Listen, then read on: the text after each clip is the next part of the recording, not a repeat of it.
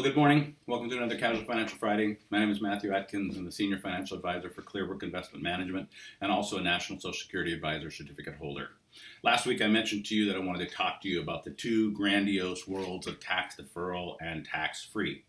And when it comes to how we invest our money, and particularly in saving for retirement, it's the traditional way really is to try to use one of these typical methods. And so I just want to outline them real quickly for us, and then we can talk about some other options. Okay, in the tax deferred world,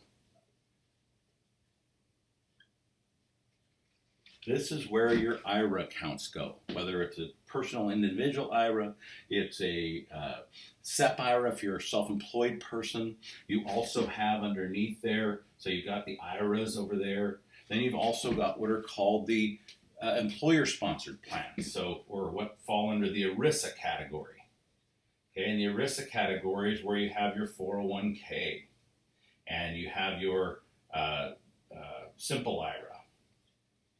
And in this category, you have employer generally matching programs. Now, if you're in the nonprofit world, that's going to be titled a little different, 401A or 403B. Okay, but the employer is matching whatever you contribute. Sometimes 2%, sometimes 3%, sometimes a little bit more. And here's the thing with that. That matching ends up being free money. So if you've got access to that, do it by all means. Make contributions. What's the big concern there? Well, the big concern is how much can you do? Now, if you have a cash flow issue and it's difficult for you, at least put in the matching program because it's free money to you. So why not do it? Now, on the other side, you've got tax-free.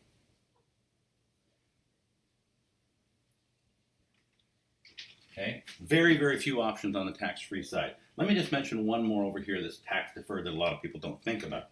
Okay, and it's things like real estate,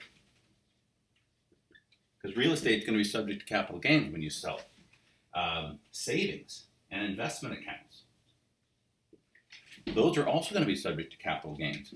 If you have growth in those, growth of your real estate value or growth in your savings or investment account at some point in time, if you liquidate that to live off of, you're going to be subject to some capital gains tax. Now, it's not going to be necessarily taxed at your current income level, but it's going to be taxed at some level. So it only can fall under the tax deferred category. There's other advantages, for example, to these as well, which is what we'll call tax deduction. Okay, tax deduction is what you get to take annually off of your taxable income. That's within your IRA world that you get to do that. Within your ERISA plans, your employer-sponsored plans, it does not apply to those kinds of savings. Okay, on the tax-free side, very, very limited. You've got your Roth plans, and those come in a number of different categories, but you've got a Roth IRA plan that you can contribute to. That does not have this. You don't have tax deductibility for the contributions. However, what you do have is you've got tax-free growth and tax-free withdrawal. Now, that's very, very powerful if you start doing that early in life. So you get to grow that money tax-free and you get to withdraw it tax-free down the road. That's an incredibly powerful vehicle and one that you need to consider. So most people, this is their traditional world in terms of retirement savings. It's all we know, it's what we hear most about, and there's concerns about other types of things and other vehicles. But I want to talk about one that really has incredible power for you, okay? And that is this world I've been talking about in terms of life insurance. Okay, so I'm just going to draw this little box over here, and we're going to call that life insurance. Now, particularly inside that life insurance plan, you want to have one of two types of policies, primary types of policies. The IUL, by the way, there's a variable IUL, but I'm not going to talk about that at all. And then you have your whole life policies.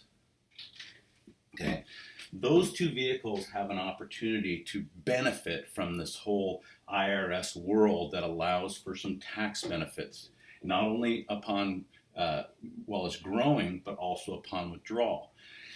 So in those two worlds, you have opportunity for significant growth. Now, you don't get the tax deduction, so take that out because you're contributing with post-tax money, but you do have tax-free growth and tax-free withdrawal. You have opportunity for something that Very few of these offer other than the 401k world where you can possibly do it depending on your plan, and that is the ability to take a loan.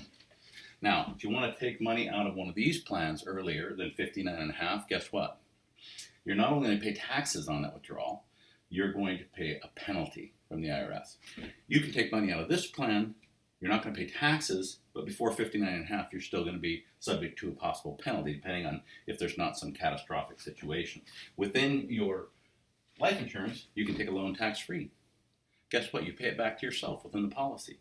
Take a loan from the cash value buildup, the accumulation value, the benefit value, and you can do that over and over again. You keep contributing to the life insurance policy. You don't want to buy a new car at some point in time, you've got access to that money. You keep contributing to it, you need a down payment for a house, you've got access to that money.